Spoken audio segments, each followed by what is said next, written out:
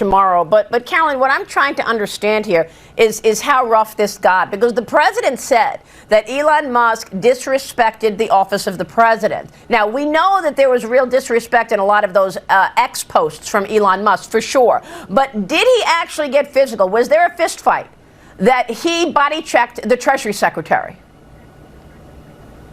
I certainly wouldn't describe it as a fist fight, Maria. It was definitely a disagreement. Although I was not there, I didn't witness it with my own eyes. I heard about it through secondhand reporting. But again, we've moved on from that. The president has moved on from it. And the entire administration is focusing on passing this bill. But also, Maria, cutting waste, fraud, and abuse from our government remains a critical component of this administration's agenda. The collateral damage of the Elon Musk-Donald Trump civil war, and really all of the chaos that is happening in this administration, is so wide-reaching in MAGA world, but the person who it might indirectly affect the most, the person who is having the worst time because of it, is Carolyn Leavitt, who has to answer for the crisis her boss is facing, answer for the chaos within MAGA, and she is unable to do so. And when she was confronted today on Fox of all places over Stephen Miller's wife scandal and the physical fight that Elon got in the Oval Office, she just completely lost her mind and also started threatening a reporter. We're going to get into it all. But before we do, if I could quickly ask you to leave a like on this video, and if you haven't already and you want to support our work, to hit that subscribe button. It goes a long way. And it really does mean a lot to me now. Carolyn Leavitt was asked a lot of questions in her interview, which went so poorly. But it started with this one about the rift between Musk and Trump. Morning. Thanks for having me, Maria. It's great to see you. So I know that the president is zeroing in on this bill. We are in the final 11th hour here as the Senate works through it. But let me start with Elon Musk. Does the president have any plans to speak with him this week? Has he spoken to him yet since this fight? No, he hasn't, and frankly, I don't think the president intends to. The president is very much focused on delivering on his priorities for the American people, and that includes passing the one big, beautiful bill. And I'd like to add that the president shares the concerns of Elon and Senator Johnson about our nation's debt crisis. It's one of the many reasons he decided to run for president in re-election again. And that's precisely why we need this bill to pass and to be sent to the president's desk for signature as soon as possible. Because this bill provides $1.6 trillion in mandatory savings. And when you combine that with the tariff revenue that President Trump's America First trade agenda is bringing in, nearly $3 trillion over the next 10 years, that's a projection, according to the Congressional Budget Office. And when you combine that with the Council of Economic Advisors' projected growth of 3%, we're going to cut the deficit by $8 trillion over the next 10 years. And look at all of the other pro-growth economic policies this president has taken. He understands the concerns about our nation's crippling debt. That's why we need this bill to pass. It will ultimately reduce the deficit, and the president is very much focused on signing this historic piece of legislation. Carolyn Leavitt, attempting to downplay the rift between Trump and Musk is just such a joke to me. It is out in the open. We see them sparring, attacking each other. The blows haven't stopped Elon's now saying he might want to donate to Democrats, which, Elon, we don't want your fascist money. Donald Trump is making these vague threats against him. It only picks up, and especially as more reporting seemingly being leaked out of the White House comes out, including obviously the fight with Scott Bessent.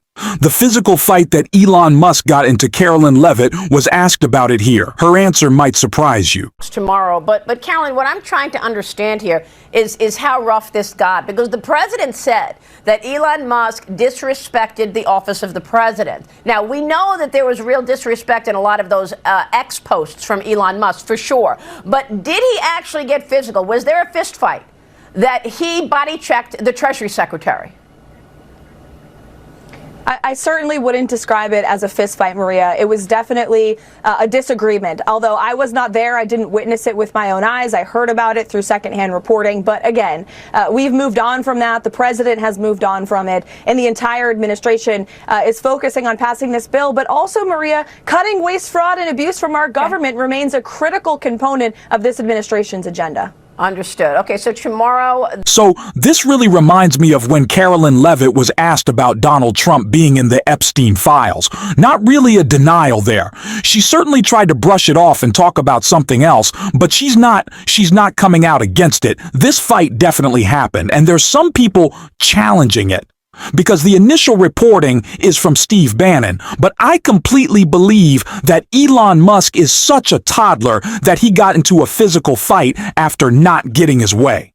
And I want it to be the case not only, because Elon got a little jab back, and it's also hilarious to think of him as such a loser, but it also means that the civil war isn't just between Trump and Musk. It is so much deeper. It is between Musk and all of MAGA world. And that obviously includes Stephen Miller, who not only has had his wife taken from him lately, but also he is seeing his illegal deportation plan backfire all across the country. And it's for that reason that Carolyn Leavitt is now threatening reporters, watch her respond to this Miller scandal. Paying for it. Stephen Miller put a post out about the details of the big, beautiful bill, and he was attacked by one of the reporters apparently on ABC. I saw your tweet about it, and you say last night in a since deleted post, so-called journalist Terry Moran went on a rampage against Stephen Miller. What happened, Caroline? Well, ABC is going to have to answer for what their, again, so-called journalist put out on Twitter in the wee hours of the night, calling Stephen Miller vile. They said that President Trump is a world-class hater. And this is, again, coming from someone who is supposed to be an unbiased and professional journalist. This is unacceptable and unhinged rhetoric coming from someone who works at a major television network. We have reached out to ABC. They have said they will be taking action. So we will see what they do. But I think this speaks to the distrust that the American public have in the legacy media. And it's why in the White House press shop and in President Trump's White House, we have made so many significant and much needed changes to press access and transparency at the White House. We've invited in new media. We have shaken up the White House press pool. And we also just won a major victory over the Associated Press, who thought that they had a constitutional right to walk into the Oval Office or to fly on Air Force One, and a judge said no. In fact, those are privileged spaces that belong to the President of the United States, and this is a great ruling for democracy. We fought them in court, and we won, and so we will continue to keep or hold journalists accountable. All we're asking for is truth and transparency. That's it. Of course. And you said ABC is going to take action. What do you expect that action to be? Well, we'll have to see. I mean, hopefully this journalist will either be suspended or terminated. You cannot go on these unhinged rants against administration officials and the President of the United States. And then clearly he knew he was wrong because he deleted the post as soon as he allegedly woke up this morning. Caroline, it's great to have you. Saying that Stephen Miller is vile because he wants an unjustifiable amount of unnecessary arrests and deportation to satisfy a nonsense quota that doesn't make us safe. The same guy helping Donald Trump send mass thugs to beat up peaceful protesters in LA, calling him vile, that is reporting the truth that is spot on. And Caroline Leavitt saying a reporter should get fired for doing so just goes to show that the anti-press secretary that she is, this administration doesn't care about free speech as much as they claim to. That's very clear. And the way that they've attacked the speech of communities in LA, and one of the best responses I saw to that, I just had to play this clip for y'all. When I saw it was from a protester on the ground. And let's take a look. You told me you got caught up in the tear gas as well. Describe what happened to you. Oh, just tasted a little tear gas. Tasted like fascism. I love that guy. What a champ. What a fighter. Tasted like fascism, and he's still there. He's fighting back. Glad he had sunglasses on.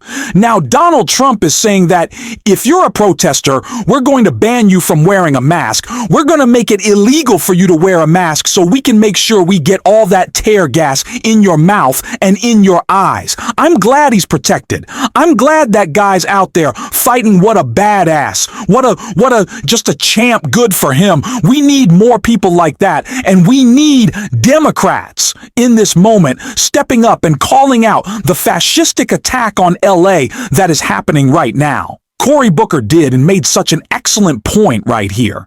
We are now at a point where we have a president who sat back and did nothing as people stormed our Capitol, viciously beat police. And then when those people who viciously beat police and led to some of their deaths, therefore cop killers, were convicted by juries, he then pardoned them all. So for him to be talking to anybody right now about responsive law enforcement to protect people is hypocritical at best. The reality is we see peaceful protests launching in Los Angeles. And again, any violence against police officers should not be accepted. Local authorities can handle that. But remember, a lot of these peaceful protests are being generated because the President of the United States is sowing chaos and confusion by arresting people who are showing up for their immigration hearings, who are trying to abide by the law. He's arresting them. And you see this in communities that are Republican, Trump supporters, being outraged that he's raiding kitchens and arresting people, high schools and arresting people who are not what he said he would do, which is focus law enforcement resources on violent criminals and people that are a danger to other Americans. You know, anyone who attacks a police officer, you'll be held accountable, because this isn't a peaceful protest. This is a riot. It is a peaceful protest, by the way. Yeah, I responded to that and mentioned, as Cory Booker did as well, that, yeah, Donald Trump started his administration by saying, anyone who beats up cops, if they do it for me, you're all in the clear. And it's, again, not just that. Donald Trump pardoned the 1,500 cop-beating insurrectionists, those criminals, violent criminals. It's not just that he pardoned them. It's what the message was. It's the message Donald Trump continues to send about violence if it's in support of him, that he is not just A-OK with it. He's encouraging it, and he's going to help you carry out that violence. He's going to let his ICE thugs put on their mask and refuse to identify themselves as they disappear people off the street at the same time as he's attacking those victims that the ICE agents are going after, saying they can't wear masks. That's what Donald Trump is doing. He is making it easier for his people to beat up and try to suppress us and hold our voices down. That's what Donald Trump is doing. That's what this represents, and that's why it's so much more important than ever that Democrats keep calling it out. We have to. And the same way that we have to keep bringing attention back to his disgraceful agenda, I'm getting fired up. So was Cory Booker when he called it out right here. This is a bill that adds to our deficits in a colossal way. And for any fiscal hawk or someone who's fiscal prudent to be behind it, shows that they are hypocrites and that they are more in allegiance to the president than sound fiscal policy. But here's what makes this bill even worse. Americans will pay so much more in order to give tax cuts to billionaires. The average healthcare premiums for Americans will go up about $900 a year. The average energy costs on Americans will go up about $250 a year. We will see 16 million Americans lose their health insurance, and millions of children lose their food supports. This is a morally wrong bill, and it's definitely an economically wrong bill as well. Trump in the fundraising sense. No, please, don't even entertain this idea. Please do not entertain this idea. We are the party that talks about getting dark billionaire dollars out of politics. We need to be the party that will not turn around and welcome in a fascist who was throwing up a sigil. A couple of months ago, what are you talking about? Potentially bringing Elon Musk into the fold. I'm not going to tell him to shut up when he's saying that Trump is on the Epstein list. I'll repost that.